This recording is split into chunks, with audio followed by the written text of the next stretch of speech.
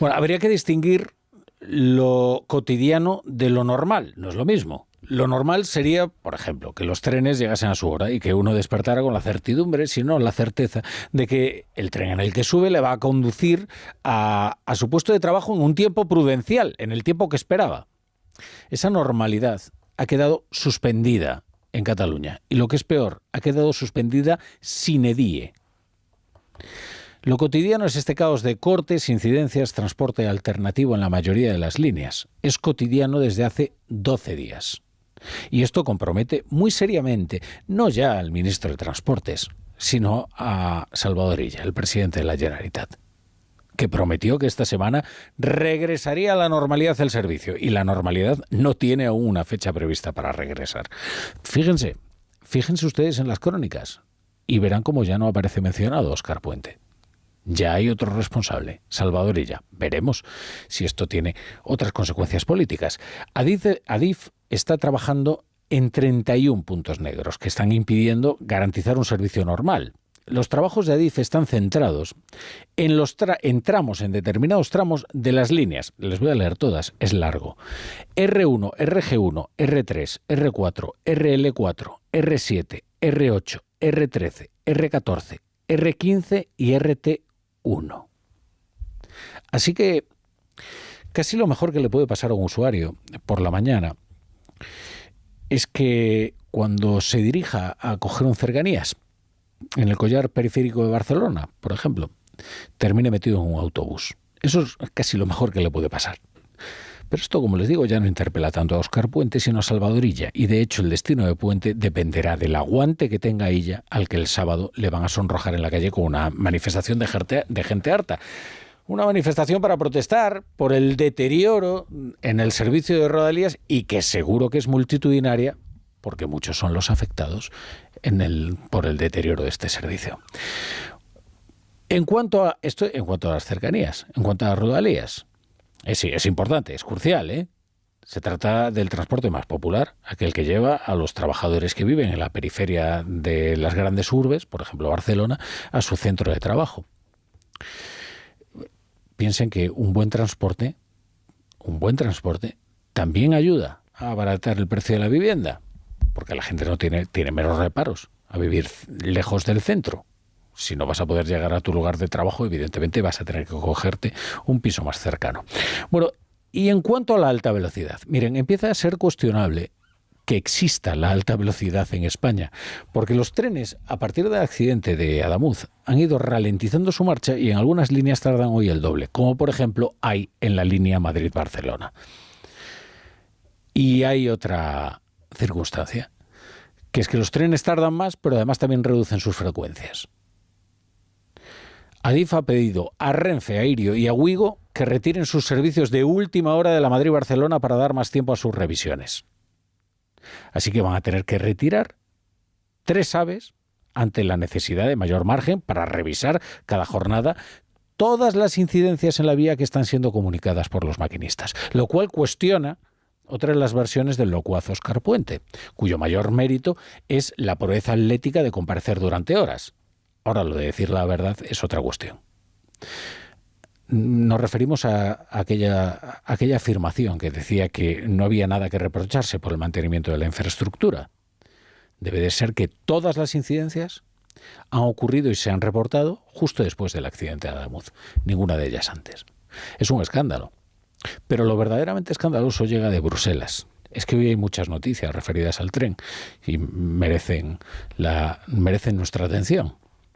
Bruselas avisó ya en 2023 de que la línea de AVE Madrid-Sevilla estaba obsoleta. 2023. Y dio a España 111 millones para su renovación. El Partido Popular ha trasladado una pregunta a la Comisión Europea para exigir explicaciones sobre la concesión y el uso de fondos europeos destinados a la modernización.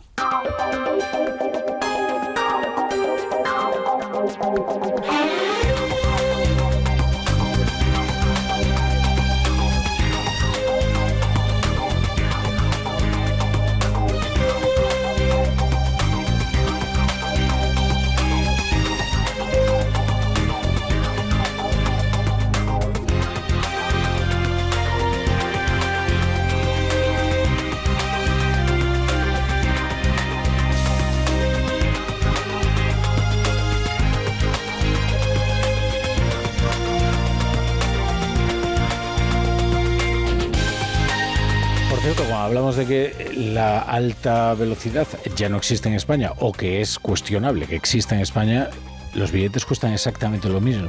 Exactamente lo mismo. Solo que el servicio ya no solo cuesta lo mismo, sino que tampoco se compensan los retrasos a los viajeros, porque esta es una realidad cotidiana que se ha convertido en la nueva normalidad. Los retrasos, el deterioro en el servicio, la lentitud. Bienvenidos a La Brújula. Si se incorporan a esta hora, la sintonía de Onda Cero. Señora Hoyo, lo que necesito es que usted colabore en el funcionamiento de esta comisión, así que por favor vamos a seguir. Si no le puedo llamar al orden... Le agradezco la sinceridad, señora presidenta. Dice que se da cuenta de mi estrategia. Señor Feijóo, ¿usted va a respetar la presidencia o va a hacer lo que le da la gana? ¿Usted me va a respetar a mí o no? Por supuesto, lo estoy haciendo. Por supuesto, lo estoy haciendo. Por supuesto, lo estoy haciendo. La presidencia de esta comisión sobre la gestión de la DANA es de la diputada socialista, es que hasta ese momento, Carmen Martínez, que la verdad es que hoy ha brillado con luz propia, ha aprovechado su momento de relumbrón y ha sido una de las protagonistas de esta cita parlamentaria. Lo cierto es que ha dejado a Francina Armengol como la árbitro más escrupulosa y más rigurosa, porque se ha conducido con una parcialidad insólita. Era una cita pensada para acorralar a Alberto Núñez Feijóo, atizar sus contradicciones y servir como acto de campaña en la recta final de las elecciones en Aragón. Al final, las comisiones de investigación, y esta no es ajena a ello, sirven a un fin distinto de aquel para el que se las ha convocado oficialmente, ¿no?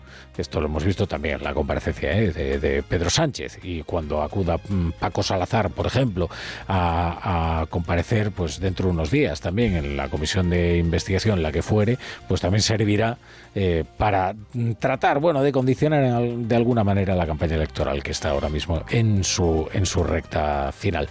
Lo que ocurre con esta comparecencia de Alberto Núñez Feijóo es que casi ha servido para lo contrario, y casi parecía un acto de campaña del Partido Popular.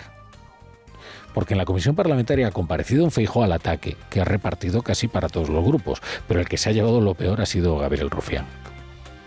Claro, Carlos Mazón ya ha dimitido. Feijóo no tiene ninguna responsabilidad en la gestión de la DANA. La jueza de Catarroja ha expuesto hasta sus mensajes de móvil y ha salido bastante bien parado del examen íntimo.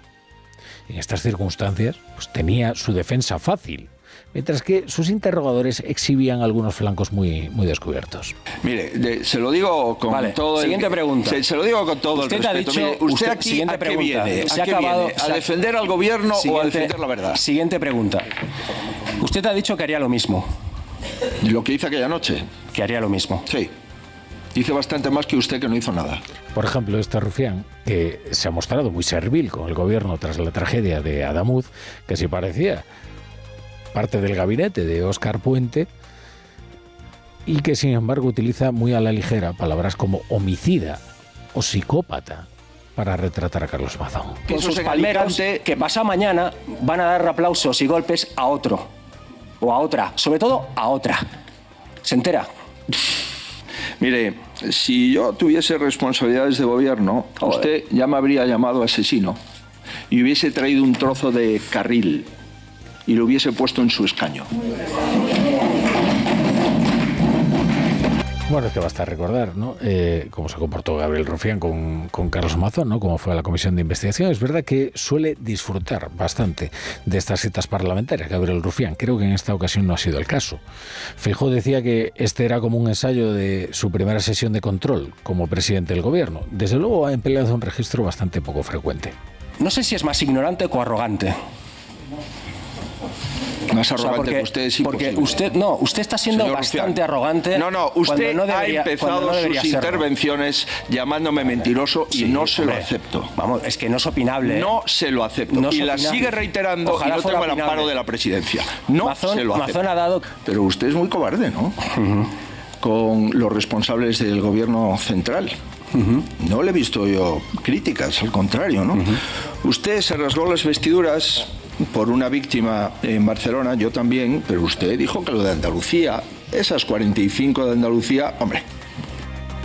Bueno, y también se ha empleado Alberto Núñez Feijóo con Óscar Matute. Óscar Matute, que desde la portavocía de Bildu le ha querido hablar de empatía con las víctimas, lo cual no deja de ser un sarcasmo muy atrevido. Empeño mi palabra en que jamás voy a engañar a los españoles. Jamás. ¿Sabe quién pronunció estas frases en un mitin en Madrid? Desde luego usted no. ¿Usted tiene alguna información para el esclarecimiento de alguno? Ya le han dicho que las preguntas no le toca a usted hacerlas. Bueno, pues si quiere no hablo. No, haga lo que quiera, si yo voy a hablar igual. Usted me pregunta, y yo digo, ¿usted tiene alguna información para esclarecer alguno de los asesinatos de ETA pendientes en los juzgados de nuestro país? No la tengo. Bueno, ya que hablamos de los juzgados de nuestro país, hoy han visitado los juzgados de nuestro país tanto Santos Cerdán, exsecretario de Organización del PSOE, como Antonio Hernando, que es actualmente secretario de Estado de Telecomunicaciones y que fue director adjunto al gabinete de Pedro Sánchez, o adjunto al director, que uno nunca sabe al final en qué se diferenciaría el cargo. Bueno, ambos le han querido quitar hierro a sus reuniones con la fontanera Leire Díez, porque han reconocido que con ella se han reunido. Cerdán lo hizo en 2 ocasiones, pero dice que prácticamente no la conocía, desde luego no la conocía antes de sus reuniones y, caray, ¿y cómo es que la recibió en caso de que no tuviera referencias de ella? Y el caso de Antonio Hernando, pues fíjense, nada menos que el número 2 de la mano derecha del jefe de gabinete de Pedro Sánchez, recibiendo a una militante, a una fontanera, Leire Díez. Esta mujer decía que llevaba información sobre audios de las saunas del suegro del presidente del gobierno, a lo cual Antonio Hernando dijo que no aportaban nada nuevo, que por tanto carecían de todo interés. Ninguno de ellos, ni Santos Cerdán ni Antonio Hernando, informaron al presidente del gobierno de estas reuniones y de lo que allí se contó. Al menos eso es lo que le han dicho al juez. Por cierto que Leire Díez ha hablado con Santos Cerdán también después de que éste saliera de prisión. Parece que se ha ido consolidando ahí una relación, bueno, suficientemente estrecha como para que ella se preocupara por cómo se encontraba el que fuera secretario de organización de su partido, después de haber pasado en prisión preventiva varios meses para responder por sus presuntos delitos. Bueno, ya conocemos cuáles son las reuniones y veremos a ver cómo continúa este caso, porque francamente todo lo que se va conociendo acerca de él es del todo incomprensible, al menos en las versiones que están ofreciendo.